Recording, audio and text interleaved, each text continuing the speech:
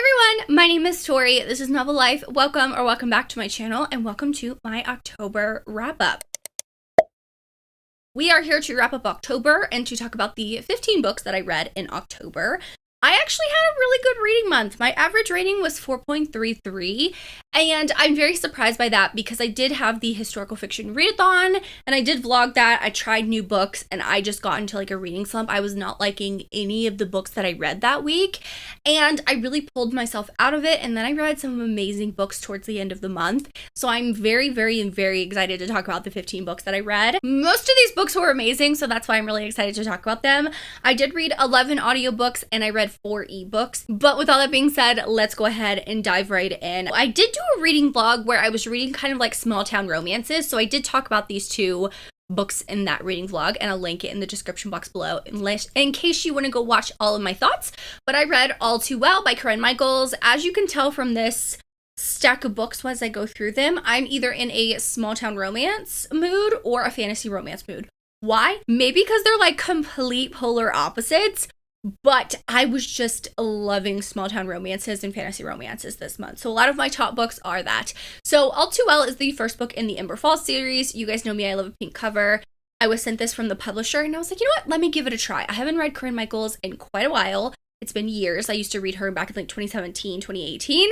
And so I picked up this one and I gave it 4 stars. I really liked this one. So you see our female character, you see that she left 4 years ago. At the beginning, there's like a prologue with her and her brother's best friend. He's going through something really tragic. You see that he's a single dad, and you see that she kind of like shares a kiss with him, and he's like not in the right headspace. Like I said, a lot of things are happening, and so she leaves. Now she's back after 4 years to basically write this news article about him. She's a reporter, a journalist, and he used to play, I want to say it was in a NFL. He used to play football. Now he's a firefighter, and he like saved a bunch of people from this like fire recently. So that's why she's there. And she's like, I cannot believe I have to do this. Like, he's gonna be so shocked that I'm here. And that's kind of how they're like forced together again after 4 years. And they're kind of like rekindling that friendship because they did have a really good friendship 4 years ago. And that kind of turns into a little bit more. So I really liked this first book in this series. I did read the second book. It's actually the last book I have to talk about. And that one was one of my favorites of the month.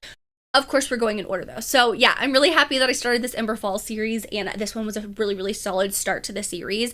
I love the found family in this book and then throughout the series. I did read for that vlog Heathen and Honeysuckle by Sarah A. Bailey. So this was actually a brand new to me author. I've never read this author before, and I know she writes small town romance, and I decided to pick it up. So she writes small town romance in a little bit different way. You see that this book is like a second chance romance. You see at the beginning of the book, our female character, she's about to get married, and you find out that the girl that she previously had like a summer with, that she basically had this like summer fling, fell in love with and all that stuff, is now at her wedding helping her escape. So she's kind of like a runaway bride.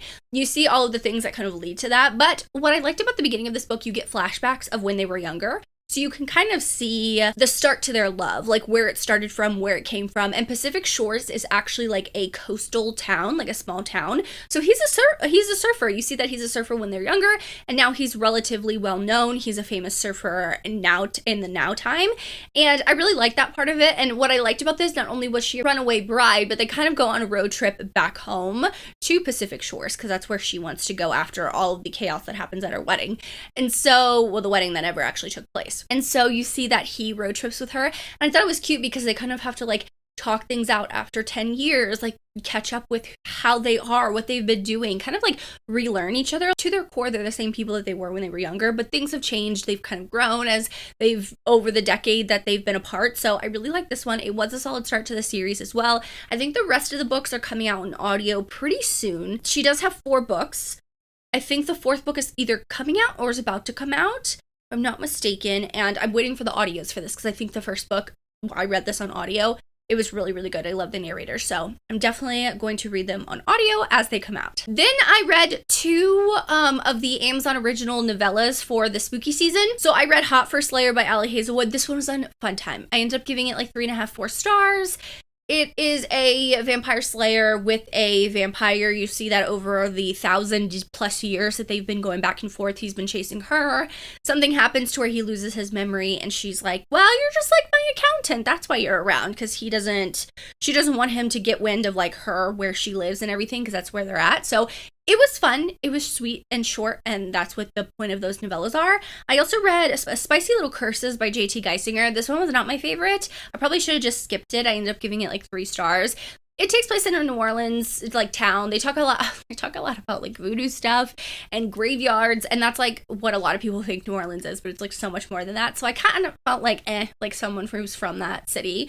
I was like, this is fine. Like it's not really like this, but like she talked about tacos a lot, and I just wasn't really my favorite by her. I probably should have just skipped to this one. But I was still in this spooky mood, so I decided to read The Fang Arrangement by Sarah Blue. So I know a lot of people talked about The Marriage Hex last year, and I never read that one, but this one is with a vampire who's been around for a while, and you see our female character is a witch, and she's like, she's into gardening, botany, and stuff like that, so like that's her specialty and stuff like that. And I like this because our hero is so obsessed with her. He meets her when she turns 21 and she walks into his bar, and then he's like, you need to get out of here. Basically, you know something's up with him. Like, she means something to him, and you just don't know what that is. And as time goes on, he basically, not tricks her, but, like, gets her into this arrangement, which he's like, I need your help. Like, I will, make sure everything's safe and with your family and stuff like this, and I will make sure that you don't get in trouble for something that you did. I'm trying to be vague because I don't want to spoil it, but it was the perfect spooky season because they're forced together. She lives in his house. He's kind of like a single guardian to this woman that's, like, younger. She's, like, 18, 19 years old or something like that. And he turned her, so like it's kind of like a daughter situation. So he has like her, that's really fun. Our female character has kind of like a friendship with her. So like overall, this was a fantastic paranormal romance for the season. I really enjoyed it. And then I listened to Secret Haven by Catherine Cowles. This is the final book in the Sparrow Falls series. I've talked about this in a couple of videos already, but I loved this book. We have seen Kai and Fallon since the beginning of the Sparrow Falls series, and I love seeing their story in this book. It is Single Guardian. It's Always Been You, Second Chance. What else is in this book? Marriage of Convenience, Only One Bed. Like, there's so many things that I loved about this book, and it's just the perfect ending to the Sparrow Falls series. It's so emotional, kind of angsty. Kai yearns for Fallon. Like, there's just so many amazing things and so many amazing tropes in this book, and the story overall was just absolutely amazing. So if you haven't picked up the Sparrow Falls series already, it's available on Kindle Unlimited. It is now complete, so you better go read this series if you haven't already. Then this has to be one of my favorite books of the month, and that is Alchemized by Senlin Yu. So I did read this book, and I will say 100% as someone who read Manacled, I wish that I hadn't read Manacled if I knew it was going to be trad published and she was going to change everything, because she kept a lot of the plot points in Manacled. That's obviously like the core of the story. It's a romance, all of that stuff. And while I loved this book, I think she did a fantastic job with the magic in the fantasy world. Like, it was just out of this world amazing, and I loved it. Like, I finished this book and I immediately wanted to reread it. Not necessarily because of the romance, that too. It's very all-consuming and epic in its own way. But the magic system was so just rich in this book and dense, but in a really good way. So I had the best time reading this. This is one of my favorite books of the month. Senlin Yu can write like no other. I cannot wait to see what she publishes now that she's in this like trad published area. But this is just epic and amazing, more fantasy, very heavy. Definitely has some dark themes with the fantasy aspects, but I loved it. I just think it was just an all-consuming, amazing story. And if you do want feminine rage in a book, this is the book for you, I would say. Then I read a dark romance on Kindle Unlimited. I picked up Unveil by Grit Rivers. Grit Rivers is an author. She's a dark romance author that I previously read. I love her books because she has a lot of mental health representation. She will write specifically OCD in one of my favorite books by her, Phantom. And this book also had OCD rep in it as well. This is kind of like a second generation spinoff series of the original. It's just the kids of those couples in the first series. You can read them completely out of order. Like, you don't have to read one series first or whatever. I did enjoy this one. I thought it was fine. I think coming off Manacled, I was looking for something maybe a little dark as well. So I ended up giving like 3.5, 4 stars. I will always support Grit River. She is one of my favorite dark romance authors. I want to get caught up on her backlist. I think I have 2 or 3 books that I have to get caught up with. I own one of them physically, so it'll definitely be on a Read It or Unhaul It vlog at some point on my channel, because I always want to read those books before I unhaul them, especially if it's from an author that I absolutely love. But I did love this one. It is definitely dark, very obsessive. He is like promised to her when they're really, really young. There's like a marriage pact kind of a thing, and because they're the first oldest, I guess, in their crew. They come together, and there's like not rival families, but two families who are kind of like merging for, well, one family wants the protection of the other. And so that's what it's all about. And there's like kidnapping, forced proximity, but kidnapping isn't like he takes her away because she's in a very scary situation, like a dangerous situation. So he kind of takes her away to safety. And she's like, oh my God, you kidnapped me. He's like, well, yeah, because you were in this horrible situation. Like, I saved you, basically. It's really kind of romantic, but definitely like dark, spicy, quick moving, all of that stuff. So if you're looking for that, that's this book. And unfortunately, this is where I got into a reading slump. So I tried to read some like gothic, dark, spooky books, horror-esque, like with some mystery thriller aspects, for the historical fiction readathon, because I wanted to try like historical horror, stuff like that. It did not work. I DNF'd a bunch of books. I do have a reading vlog. You can literally see me go and crash out on that blog. I'll link it in the description box below for you if you want to see that. But I did finish Night in the Moth, and I can't tell if it's because I was in a reading slump or it's this book in particular, but I ended up giving this 3.5, 4 stars. I wish I loved this because I love the One Dark Window, Two Twisted Crowns, the Shepherd King duet. Love that by Rachel Gillig. This is very different with her writing. It's not like that in that duet in the slightest. It's like a whole other entity of her writing. Like, she's kind of branching out and trying something new. And I could get on board with the way that her writing was, but the story wasn't my favorite. I felt like it kind of lost the core story with our female character and what she was doing. And yes, this ends on a cliffhanger. And my favorite character was Bartholomew, who was this like gargoyle that kind of like is her companion throughout this book. And I liked it. I just felt like things were not as fleshed out. Like, I've kind of read this where females are the ones that have power in this world, and they're the ones who are like, you know, revered and stuff like that, and that they travel and, you know, they're a found family and they're traveling together and they're going on these like trials and missions and stuff. And I just felt like there's other books that do it better, if that makes sense. But like Rachel Gillig's writing is still good, if that makes sense. So like writing, solid. She can write like no other. It was more so the plot and where it was going. So I haven't decided if I am going to pick up the second book. I kind of want to let my friends who have read this series and have read this kind of read that and let me know and their opinions on it. And then I will decide if I pick it up. So this is one of those series I'm unsure if I want to DNF or continue. If you have read this and you think you have an idea of what the second book is going to be, please let me know, because I would love to know. Because I was going into a reading slump, I decided to pick up a tried and true historical fiction, Lovely War by Julie Berry. I love this. I listened to the audio. I forgot that I was laughing out loud at this because I remember crying and sobbing at the end of this book, but this is a beautiful historical fiction book. It's told by Greek gods, so like Aphrodite's kind of like telling the story of these two mortal couples. She is the goddess of love throughout World War I. It's interesting. Their kind of like timelines clash, the two couples, so you see them at the same time. This is just a favorite. It's been 5 years since I read it for the first time, so I wanted to reread it, and I was not disappointed. Then I had another fantasy romance. If I hadn't read Alchemized in October, this would be one of my favorite books of the year, Silversmith by L.J. Claren. So this has been on my Kindle for a while, and I saw someone on TikTok, her name's Tori Ann, I follow her and stuff like that. I've chatted with her. She posted a recommendation, like a fantasy romance recommendation, with this book in it, and I was like, oh, the tagline had me sold. And I was like, this is what I'm looking for. I think this is going to be like really amazing. So I'm going to pick it up and read it. I devoured this book. And I talk about this sometimes if you've been around on my channel, but it hasn't happened in a really long time, where characters, when they are like, when it's a romance specifically, and the characters are going through something horrible themselves with the romance, anything like that, like their characters are going through it and I connect with the characters, like I care about what's happening to them, my heart like aches. It's like I'm going through that as well. And it doesn't happen often with me. It's happened literally since I've started reading. When I read a really good, emotional, gripping romance that really just, I care about these characters and what they're going through, it happens to me. And this is so beautiful. So I'm going to set it up for you and be vague. I can't tell you why I feel that way because it's a major spoiler. But basically, you see our female character. She's alone. She's been alone for the last 3 months. Her mother left her. She doesn't have any food. She's now run out of food. You see that she's at this town. She only has 2 coins and all the food is 3. So she just like begrudgingly makes her way 5-hour walk back to her house.